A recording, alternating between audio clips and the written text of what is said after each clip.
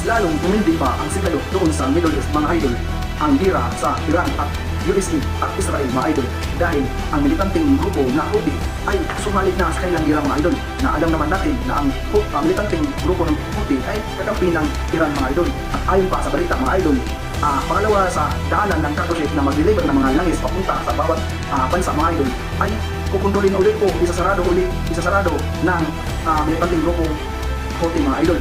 At dahil dito, mga idol, mas lalong itindi ang krisis sa buong mundo, mga idol.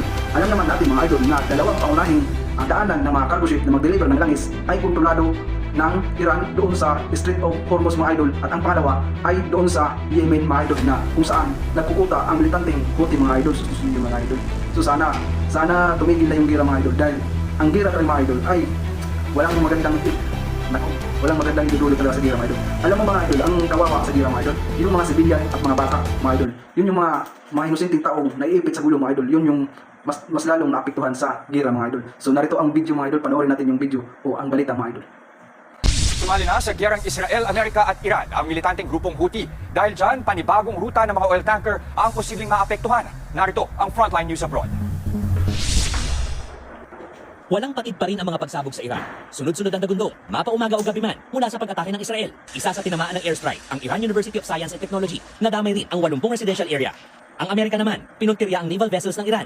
Ayon sa Amerika, naghahanda na sila para sa ground operation sa Iran. Sa mas lumalawak pang girian, mas lumalawak na rin ang mga military operations ng Israel sa Lebanon para sugpuin ang militanteng grupong Hezbollah na kaalyado ng Iran. Nadamay dyan ang dalawang Lebanese journalist na tinamaan ng airstrike. Sa kabila niyan, nakakuha ng backup ang Iran sa kaalyado rin itong militanteng grupong Houthi mula sa bansang Yemen. Nagpakawala sila ng missile sa Israel. Ayon sa Houthi, patuloy ang gagawin nilang pag-atake, lalo na kung may sumaling bansa para pagtulungan ng Iran. Gaganti rin daw sila sa sino mang gagamit sa Red Sea para sa mga nasabing military operation. Ang Red Sea, gaya ng Strait of Hormuz, ay isa sa mahalagang maritime corridor para sa kalakalan. Nakadugtong ito sa Suez Canal, na isa sa critical shipping route sa buong mundo. 10 to 15% ng global trade ang dumaraan dito. Bukod sa Red Sea, una na rin nagbanta ang Iran na kokontrolin ang Bab el-Mandeb Strait o ang Gate of Tears. Kung titingnan sa mapa, may kalayuan ng Iran sa Bab el-Mandeb Strait. Pero malapit ito sa Yemen na siyang kuta ng militanteng grupong Houthi.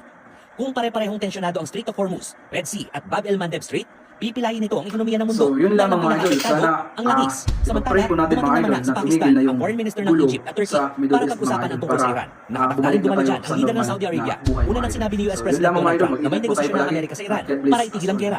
Pero